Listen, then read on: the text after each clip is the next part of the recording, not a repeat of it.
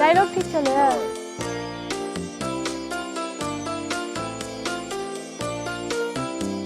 नमस्कार, हम मनोज महेश्वर। कवि कल्पना के पूरा टीम के बहुत बहुत शुभकामना। कवि कल्पना ये फिल्म लघु फिल्म मैथिली में एहन फिल्म बनले जे मिथिला भाषी के पूरा हिंदुस्तान ने बल्कि पूरा दुनिया के लोग के बहुत कुछ मिलते हैं अपन मिथिला साहित्य के बारे में। जेना बहुत सारा लैंग्वेज बहुत सारा भाषा पर काम हो रहा है हिंदुस्तान में, वही तरीका से अपन मिथिला भाषा पर काम होबाक चाहिए।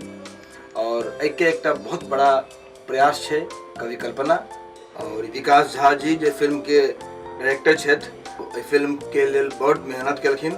बहुत दिन के बाद एहन फिल्म बनले जे पूरा फिल्म के डायलॉग में खास बात है, पूरा फिल्म के डायलॉग से कविता के रूप में अहाँ के नजर आयत। और फिल्म के मोस्ट इम्पोर्टेंट कैरेक्टर छथि भास्कर जी, रोशनी जी जे फिल्म के नाम के अनुकूल में जो एक्टिंग कलखिन, दोनों गोटे बहुत बेजोड़ एक्टिंग।